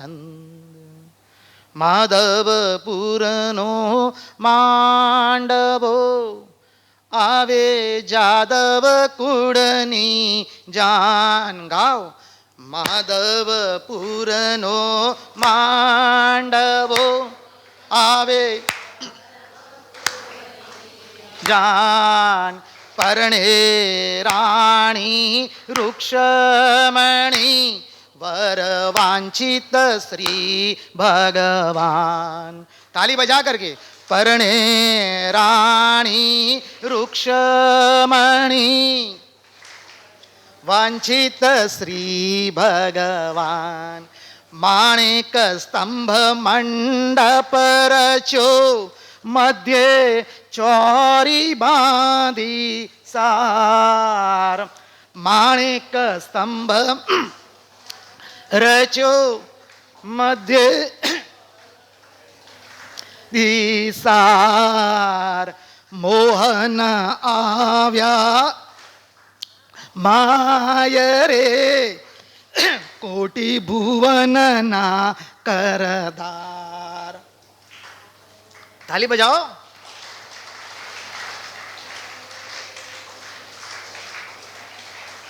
मोहन आव्या माय रे कोटि भुवन ना करतार. श्री कृष्ण का ब्याह हो रहा है माता रुक्मणी के साथ. ये जीव का श्री कृष्ण के साथ ब्याह है. ऐसा मत समझिए कि श्री कृष्ण और माता रुक्मणी दृश्य के रूप में हमारे सामने आए. इस जीव का ब्याह हो रहा है किसके साथ? भगवान श्री कृष्ण चंद्र के साथ. और क्या कहा? माणिक स्तंभ मंडप रचो मध्य चौरी बांधी सार. ये शरीर क्या है? माणिक स्तंभ का मंडप बनाया है. मंडप रचो तो नहीं याद छे ने लगन में मध्य चौरी पण हती ने. तो आ चौरी शुं छे? આપણું હૃદય છે. माणिक स्तंभ मंडप रचो मध्य चौरी बांधी सार. मोहन आव्या माय रे कोटि भुवन न करदार. मोहन आए. कहाँ आए? हमारे हृदय में. इसलिए कहा माय रे. मायरा में आवे छे ने बराबर छे कि नहीं? तो मायरा में भगवान आवे એટલે શું થયું? भगवान आए कहा? हमारे हृदय में. तो मोहन आव्या माय रे वो कौन है? कोटि भुवन ना करतार. माधवपुरनो मांडवो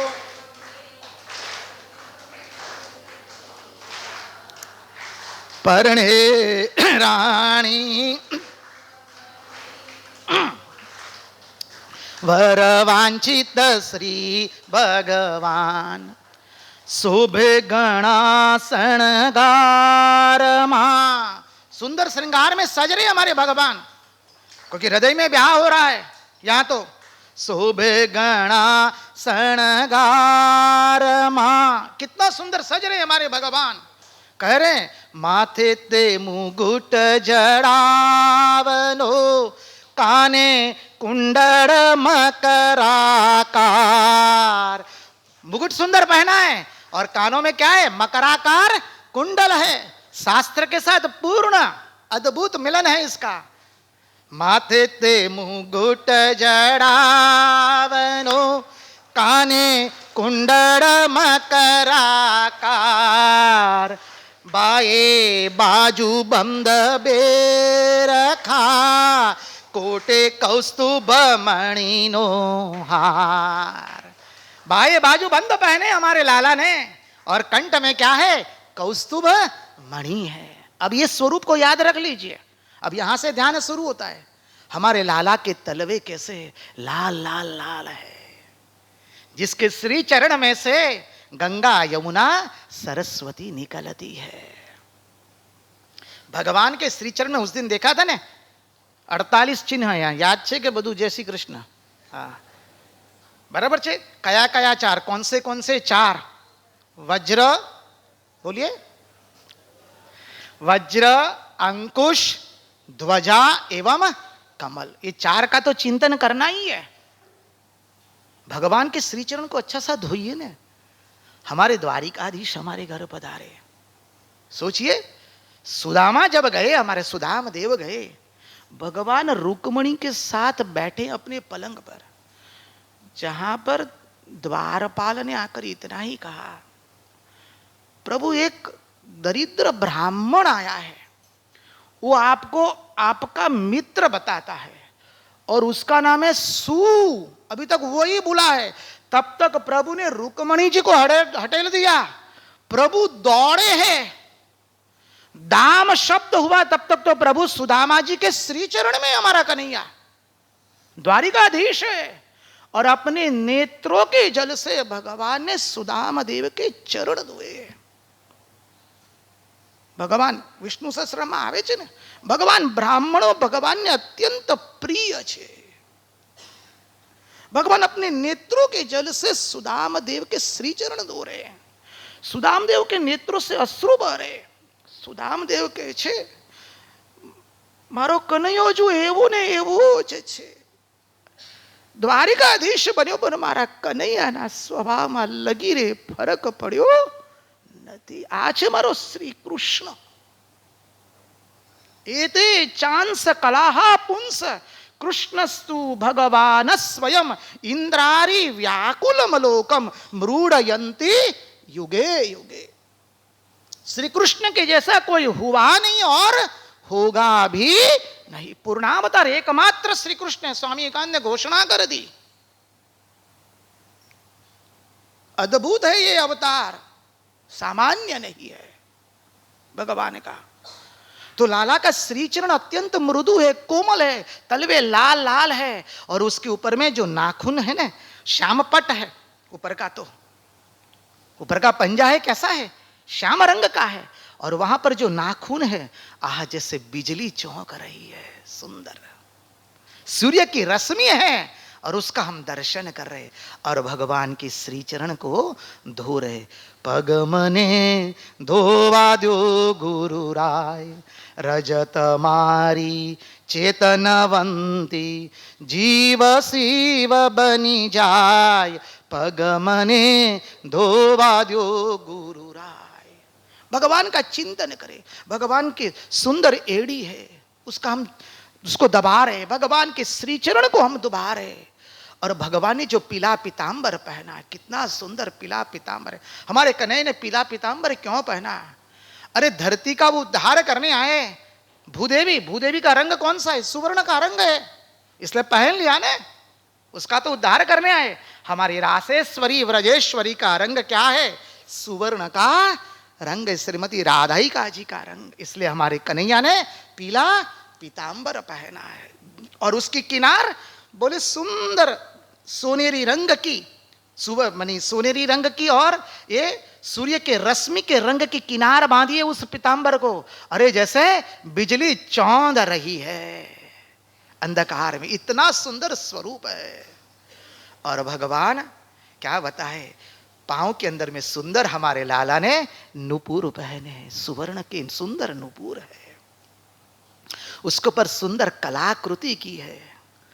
तेरी चाल बड़ी है न्यारी, लागे प्यारी प्यारी, वो तेरे पायल की छलकनिया पे, वो तेरे पायल की छलकनिया पे, मैं बलिहार सांवरे, मैं बलिहार सांवरे। बस हमारे लाला के पैरों में जो नूपुर, इतना सुंदर नूपुर है। भगवान के श्रीअंग को हम दबा रहे। वक्षस्थल पर पहुंच गए। वक्षस्थल पर तो क्या पहना है? करधनी, सुवर्ण की करधनी पहनी है। भगवान ने सुंदर कलाकृति की है, उसमें अनेकों सुंदर सुंदर कलाकृति की है। फिर धीरे धीरे ऊपर आटे तो त्रिदेवेदी जैसी सुंदर नाभि है भगवान की।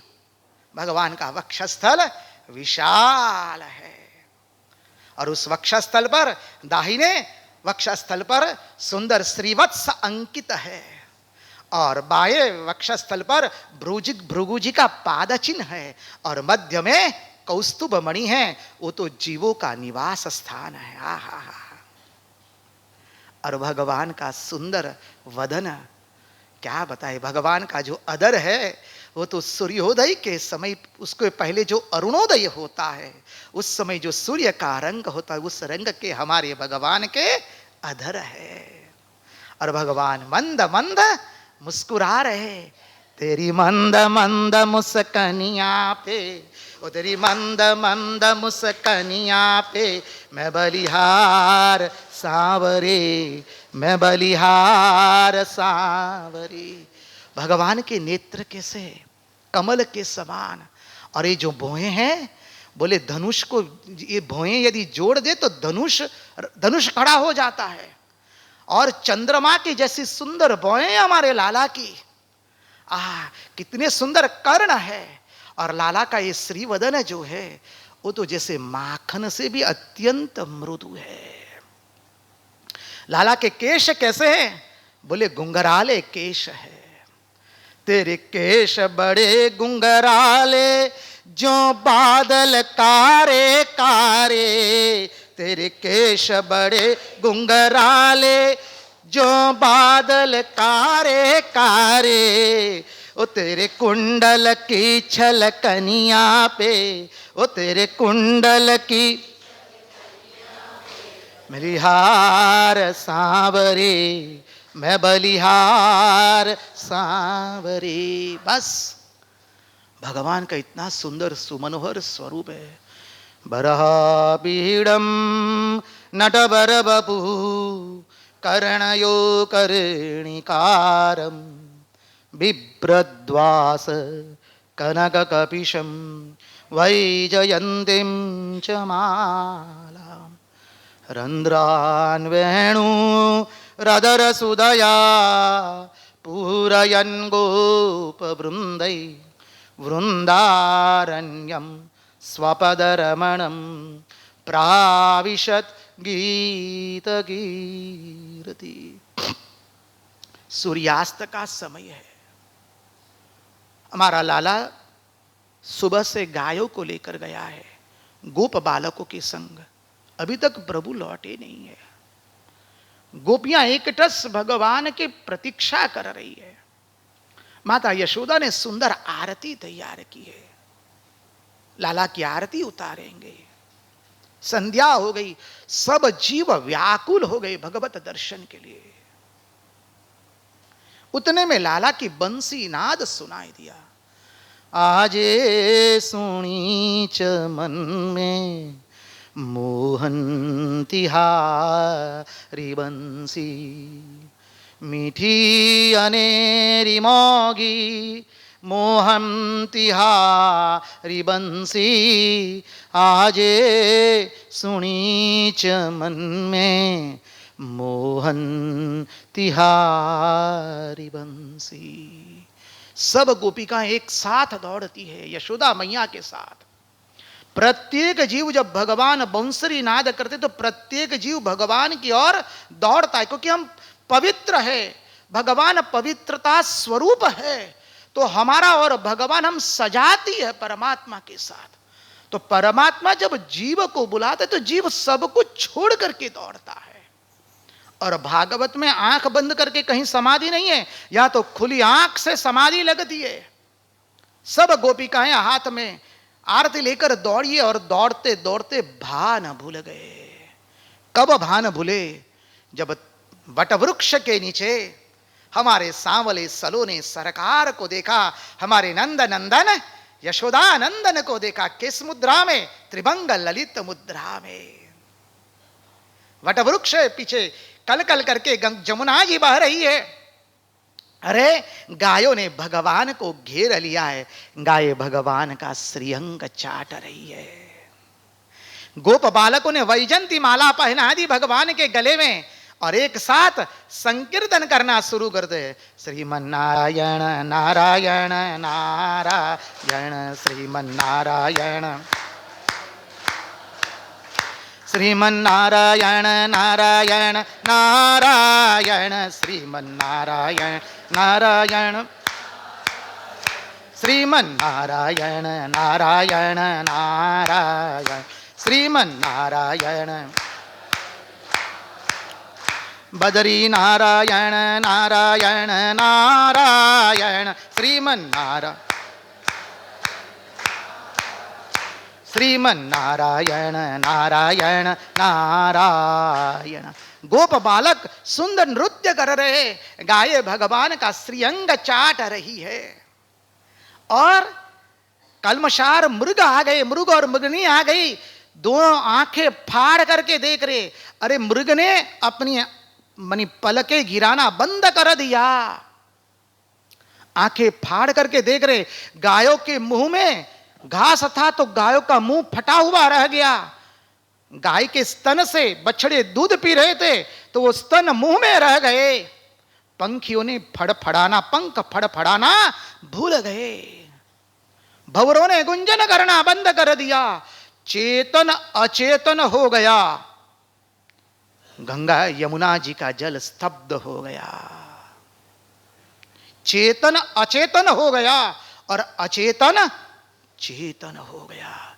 ऊपर से अब गंधर्व जा रहे हैं, देवताएं जा रहे, उनको अपने वस्त्रों का भान तक नहीं रहा है, ये भगवान का अद्भुत सौंदर्य देख करके। और गोपियां एकटस देख रहे। शिव और पार्वती आए, देवताएं पुष्प वृष्टि कर रहे। हरे कृष्ण कृष्ण हरे हरे, हरे राम राम राम हरे हरे, हरे कृष्ण हरे करारविंदेन पदारविंदम विनवेशयन्दं वटस्य पत्रस्य पुडेशयानं बालं मुकुन्दं मनसा स्मरामि। श्रीकृष्ण गोविंद हरे मुरारे, हे नाथ नारायण वासुदेव। जिह्वे पिबस्वा मृदमेतदेव, गोविंद दामोदर माधवेति। बस ये हो गया हमारे सावले सलोने सरकार का ध्यान। इस तरह से करते रहिए। देखिए हम सब लोग यहाँ बैठे हैं, लेकिन हम में से कोई यहाँ नहीं है। हम कहाँ चले गए? चले गए उस वृंदावन में। अरे महात्मा लोग शास्त्र समझाते, हम ना वृंदावन गए ना वृंदावन हमारे यहाँ आया। हमारी वृत्ति वृंदावनाकार हो गई। देखिए हमारा सबको दुख है, जगत में किसी को दुख नहीं, ऐसा नहीं है। हम सब लोग दुख से ग्रसित है। आपको कितना भी दुख हो, देखिए कहाँ गया दुख? शारीरिक, मानसिक, आर्थिक, सामाजिक, सब हम भूल गए कि नहीं? किसके कारण भूल गए? हमारे सांवले सलोने सरकार के कारण, हमारे लाल जी के कारण। 5 मिनट 10 मिनट यदि दुख भूल गए, बस इसी पद्धति से हम 2400 घंटा अपना दुख भूल सकते हैं। चाबी दे दी भगवान ने, बोले जीव स्मरण करो इसका भी, बस यही करना है। ये जितना स्मरण करेंगे उतना हम अपना दुख भूल जाएंगे। तुमरे भजन राम को पावे, दुख बिसरावे। हनुमान चालीसा तो करो जन के પછી એ ગયું जय श्री कृष्ण। जता आवता स्नान के खान पाने, वड़ी उठता बेसता काम टाणे। सदा ऊंग मातेम स्वप्नेय मस्त, स्मरिले प्रति श्वास हे चित्त दत्त। रंगदूत महाराज ने स्पष्ट कहा, आते जाते खाते पीते सोते उठते बैठते काम करते सभी अवस्था में हम केवल हरे कृष्ण कृष्ण कृष्ण हरे हरे, बस महामंत्र है। जिसको दीक्षा मिली वो दीक्षा मंत्र जप कर, गुरु का जप है। जिसको नहीं मिला, महामंत्र तो है ना। अरे हम आपको क्या बात बताए, देखिए अभी समय हमें तो, क्योंकि महाराष्ट्र में प्रवेश भी करना है। गोपी जो है, गोपी अपनी प्रत्येक इंद्रिय से भगवान का स्मरण करती है। गोपी का अर्थ समझिए, गोपी कोई पुरलिंग नहीं है, कोई स्त्रीलिंग नहीं है, कोई इतर लिंग नहीं है। जो अपनी प्रत्येक इंद्रिय से भगवान का स्मरण करे उसका नाम है गोप एवं गोपी। अब गोपियां कैसा स्मरण करती है? श्री कृष्ण का इतना चिंतन हुआ, इतना चिंतन हुआ। आप लोग गाते हैं, आप मेरे साथ गाइए। विक्रेतु कामा किल गोपकन्या मुरारी पादार पितचित्तवृत्ति दध्यादिकं मोह वशादवोच गोविंद दामो। મટુકીમાં દહીં લઈને નીકળી છે દહીં વેચવા માટે। મટુકી में दही लेकर के दही बेचने निकली है। आहिर की कन्या है, ग्वालिन है, समझिए। और प्रेम के वश वो एक ही बोलती है, माधव लो माधव लो माधव लो। हम क्या बात बताए, हम तो गदगद हो जाते, बलिहार हो जाते। हमारे शांडिल्य ऋषि, शांडिल्य ऋषि सामान्य नहीं है, नंद बाबा के आचार्य है। और श्री रामकृष्ण देव अपने कथामृत में बोले, शांडिल्य और भारद्वाज कोई सामान्य नहीं है। जिसका भी गोत्र शांडिल्य हो, गर्व से कहना हम शांडिल्य ऋषि की संतान है। भारद्वाज कोई नु होय तो ये पण कहेजो, सामान्य नहीं। शांडिल्य गोत्र वाले तो हमारे कन्हैया के गुरु के है, वो तो आचार्य है, हमें उनको वंदन करना है, उनके चरणों में हम वंदन करते हैं। शांडिल्य गोत्र जिसका है, शांडिल्य ऋषि सामने से आ रहे, उनके नेत्रों से अश्रुधारा बह रही है आहिर की कन्या का ये प्रेम देख करके। और वो आहिर की कन्या को वंदन करते, हे गोपी मुझे ऐसा श्री कृष्ण प्रेम दो, क्योंकि मुझे श्री कृष्ण प्रेम में तड़पना है। महात्माओं ने बताया है कि जीवन का उद्देश्य क्या है, श्री कृष्ण के विरह में तड़पना, यह है जीवन का उद्देश्य। मनुष्य के विरह में नहीं तड़पेंगे हम, अरे इतने नीचे निम्न कोटि पर नहीं गिरे हैं। तड़पेंगे तो केवल श्री कृष्ण के लिए, और किसी के लिए नहीं। नंद बाबा जब मथुरा से लौट आए अकेले, मैया यशोदा ने कह दिया, अरे आप कैसे श्री कृष्ण को लिए बिना लिए उसको लिए बिना आप लौट आए, आप मर क्यों नहीं गए? ये शब्द उच्चारित किया है मैया यशोदा ने, आप जीवित कैसे लौट आए? तब नंद बाबा कहते, देखो मैयर, इस शरीर नहीं टिकने वाला था, बलात् करके उसको मैं टिकाया हूं। यदि मेरी मृत्यु वहीं पर हो जाती तो दुख किसको लगता? श्री कृष्ण को। क्या हम श्री कृष्ण को दुख देने आए हैं? मैयर उसके विरह में हम कल्प तक उसका विरह सहन करेंगे, यह हमारा आदर्श है। उसके विरह में हम कल्प पर्यंत तड़प तड़प के रहेंगे, मृत्यु को ग्रसित भी नहीं होंगे, कल्प तक उसके विरह में तड़पते रहेंगे। यह श्री कृष्ण प्रेम की पराकाष्ठा। गोपियों ने यही कहा है उद्धव जी को, अरे हम श्री कृष्ण विरह में एक क्या आत्यंतिक कल्प तक तड़पती रहेगी। एक जन्म तो कुछ है ही नहीं, कल्प की बात हो रही है। समझिए, एक कल्प मानी एक चक्र जब होता है चतुर्युगी का तो 43,32,000 वर्ष मल्टीप्लाइड बाय 1000, 1000 बार बराबर एक कल्प। समझ लीजिए, उतने मानवीय वर्ष जोड़ दीजिए। बोले कल्प पर्यंत हम श्री कृष्ण विरह में तड़पते रहेंगे। उद्धव जी ने भी यही कहा है, प्रभु हमें आपके विरह में तड़पन दो, हम जले। एक गोपी का ये प्रेम है, इसलिए वो अत्र तत्र सर्वत्र केवल श्री कृष्ण को ही देख रही है, श्री कृष्ण के अतिरिक्त और कुछ नहीं दिखाई दे रहा है। और यही झांकी मथुरा में भी, मथुरा की नारियों को मिला कुछ क्षण के लिए, जब भगवान का कंस के साथ युद्ध हो रहा है। देख नहीं पाए माताएं, मथुरा की माताएं तड़प रही है श्री कृष्ण के लिए। हनुमान जी महाराज की मन्नत मान रही है, हमारो कन्हैयो बची जाए तो हनुमान जी महाराज तुमने हमें आ भोग धरावी दईसु। महाराज श्री कृष्ण ની અંદર બળ સંચાર થાય और उसी वक्त उनको भगवान के अद्भुत स्वरूप का दर्शन होता है। विरह में तड़पती है, वही तड़पन भगवान की 16,108 पटरानियों को द्वारिका में हुआ है कुछ कुछ समय के लिए, लेकिन यहां गोपियां तो हर बार उसमें जी रही है। ये भगवान के प्रति प्रेम है, ये प्रेम सामान्य नहीं है। इसलिए श्री रामकृष्ण देव ने कहा ना, 3 आकर्षण एक हो जाए और उस आकर्षण से जब हम ईश्वर को पुकारते हैं तब ईश्वर दर्शन होता है।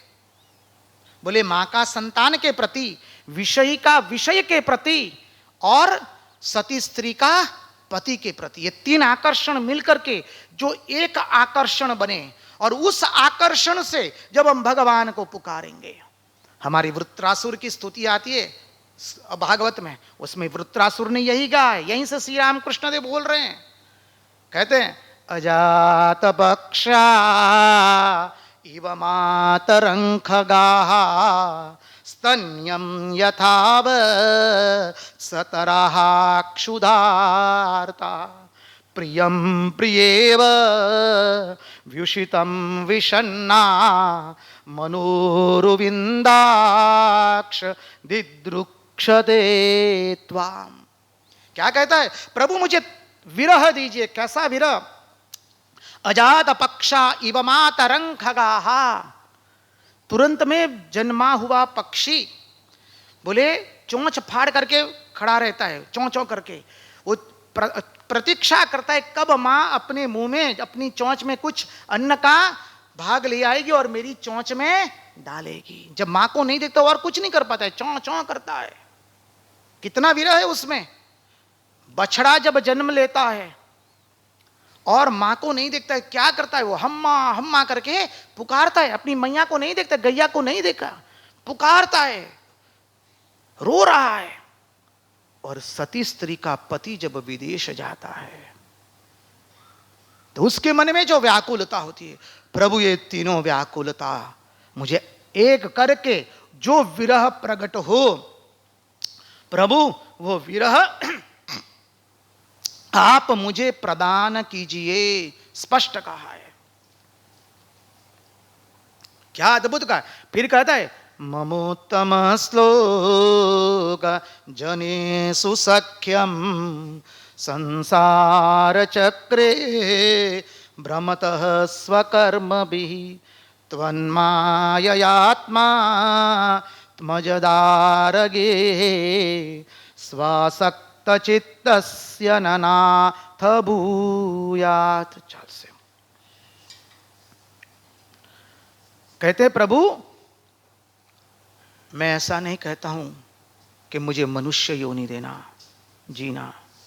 आपकी जो इच्छा है वो योनि दे दो हमको। पशु पक्षी कीट स्थावर जंगम जो इच्छा है वो दे दो। हम मनुष्य योनि तो मांग ही नहीं रहे, कह दिया। लेकिन हमारी एक शर्त है, और जो मांगा है अद्भुत मांगा है। जो योनि आपको देना है दे देना, लेकिन देखना एक क्षण के लिए हम आपका सत्संग न छोड़े। मुझे ऐसे व्यक्ति से कभी मत मिलाना जो आपके सत्संग से उसको विरक्ति आ गई हो। जो योनि देना है प्रभु वो दे दीजिए। इसलिए रंगदूत महाराज लिखते हैं स्वानथई मंदिरे नित्य चौकी करू दरस वीण आननव काई मागू। प्रभु मुझे स्वान की योनि देना, मैं नित्य आपका दर्शन करता रहूंगा। क्या अद्भुत मांगा। मृग थई व्याधथी देहवी धावुआ अजीन थई बैसबा काम लागू। मैं मृग बनूंगा, शिकारी मेरा शिकार करेगा, मेरी चमड़ी निकाली जाएगी, प्रभु उसको आप अपना आसन बनाइए। क्या अद्भुत मांगा। देह बाड़ी बनू भस्म भीति हरा अंग पर जो धरे तू कृपाणु। प्रभु इस शरीर को मैं जला दूंगा, बाद में जो भस्म निकलेगी प्रभु आप अपना उससे त्रिपुंड लगाइए, अपने देह पर धारण कीजिए। हमें तो यही चाहिए प्रभु, हमें पर्वत बना देना, उस पर्वत बनाना जिस पर्वत पर तुम्हारे भक्त चढ़ करके तुम्हारा दर्शन करे। प्रभु उस सरिता बनाना जिस सरिता के किनारे तुम्हारे भक्त महात्मा लोग नित्य सत्संग करते रहते हैं। प्रभु सरिता वो बनाना जो सरिता आपके भक्तों का पाप ग्रहण कर लेती है। क्या अद्भुत भावना है। ये भक्ति की पराकाष्ठा बताइए यहां पर। ये है गोपिकाओं, गोपिकाओं को तो विरह का है अद्भुत। ये तीन विरह एक एकत्रित हो जाए और जो विरह प्रकट हो, प्रभु उस विरह से हम आपको पुकारते हैं। अब ये गोपिकाएं कौन है? ऋषि रूपा गोपी, सामान्य नहीं है। हम महाराष्ट्र में प्रवेश करने की तैयारी कर चुके हैं, हम लोग पर प्रवेश हो चुके हैं। ये ऋषि रूपा गोपी रामावतार में प्रभु जी जब अपने अनुज के साथ माता जानकी जी के साथ वन में जाते हैं, महात्माओं ने प्रभु का स्वरूप देखा और जहां स्वरूप देखा महात्मा सब छोड़ छाड़ करके दौड़ते हैं। वस्त्रों का भान तक नहीं रहा, कुछ नहीं रहा। क्यों? क्योंकि सामने सच्चिदानंद खड़े हैं, भगवान का परम स्वरूप प्रकट हो गया है। और कहते प्रभु अपना आपा जब मिलना होगा तब मिलेगा, आइए आज तो हम आपको अपने वक्षस्थल से गले लगाएंगे, छोड़ेंगे नहीं। जब अधिक प्रेम होता है तो क्या होता है, हम गले लगा लेते हैं ना, छोड़ते नहीं है। तो प्रभु ने कहा तनिक रुक जाइए ना। बोले क्यों? देखिए मैं इस अवतार में आया हूं, मेरी यज्ञोपवीत हो गई है, मैं एक पत्नी व्रतधारी हूं, मेरी यज्ञोपवीत हो गई है, मर्यादा का मुझे पालन करना है, इसलिए मैं कहता हूं तनिक रुक जाइए। आने वाले द्वापर में मैं ग्वाला बन के आऊंगा, मेरी यज्ञोपवीत भी नहीं होगी, कोई आचार विचार नहीं, आप जो कहेंगे वो मैं करूंगा।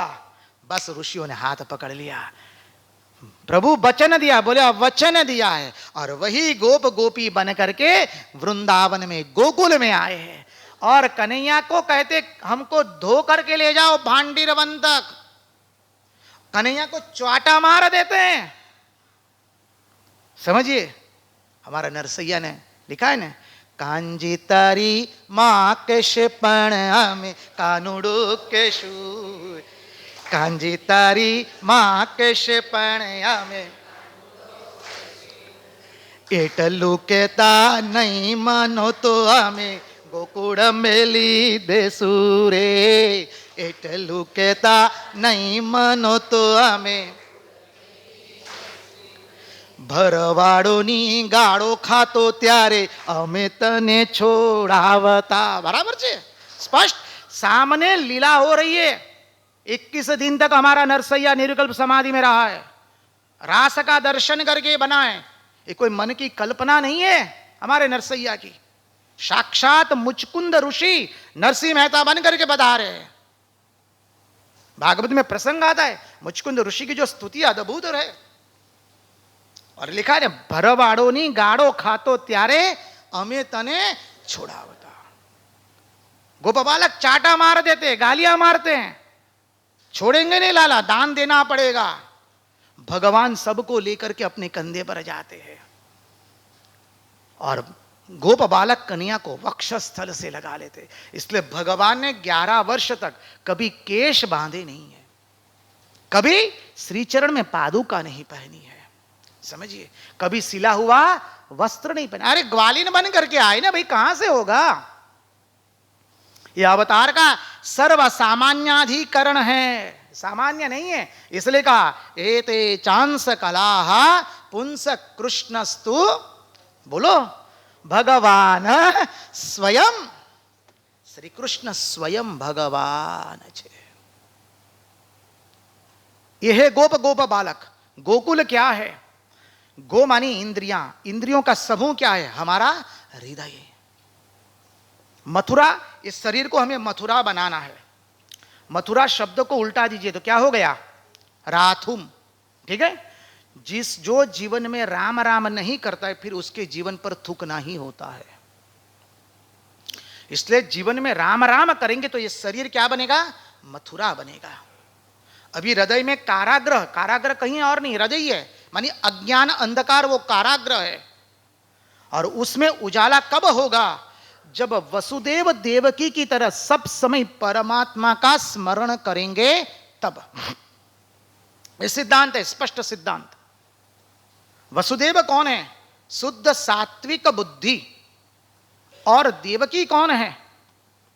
शुद्ध सत्वगुण, वो है वसुदेव जी। और सात्विक बुद्धि है वो देवकी है। शुद्ध सत्वगुण और सात्विक बुद्धि का जब मिलन होता है तब परमात्मा रूपी श्री कृष्ण का प्रगटीकरण होता है।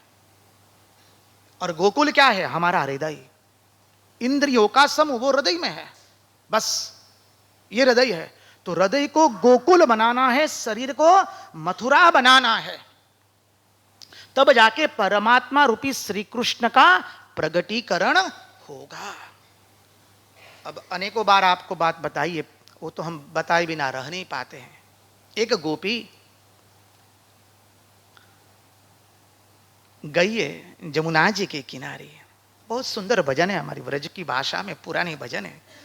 अरे मेरो मार्ग रोक्यो, गोपी कह रही है विरह में, अरे मेरो मार्ग रोक्यो कृष्ण कन्हैया ने, अरे मुझे बहुत सतायो कृष्ण कन्हैया ने, अरे मोहे बहुत सतायो दाऊ के भैया ने।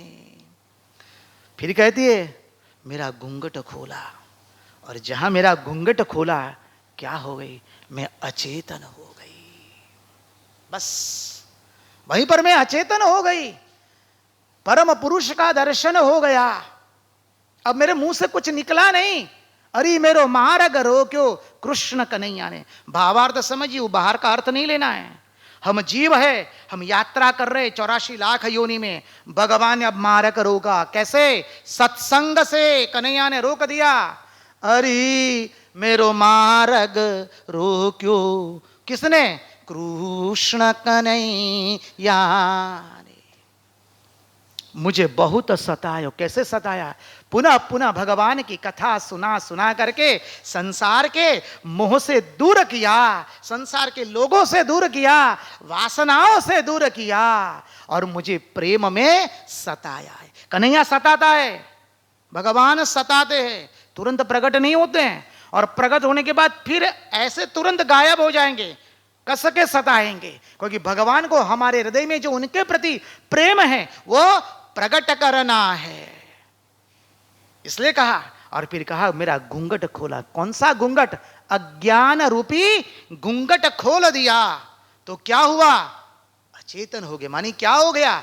बस वही जिसकी इतनी जन्मों जन्म से तलप थी वो प्राप्त हो गया। अद्भुत भजन है ये।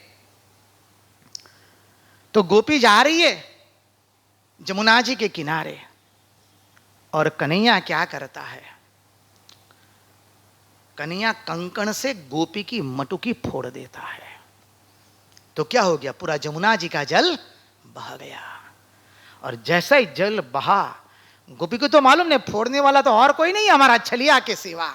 ठीक है, जहां जल बहा गोपी भिगो रही है। किसमें भिगो रही है? श्री कृष्ण प्रेम में भिगो रही है। बहुत सुंदर तत्वार्थ है, महात्मा समझाते हैं।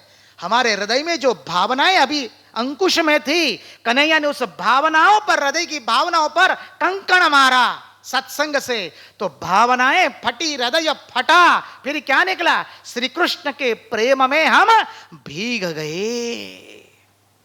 और जब भीगे तब क्या किया? श्री कृष्ण ने रास खेला है। और वो क्या रास है उसका चिंतन कल करेंगे। आज उन्हीं की वाणी, उन्हीं को चरणों में समर्पित करते हुए भगवान से प्रार्थना करते हैं, प्रभु हमारे मन की मति, गति और रति आपके चरणों में बनी रहे।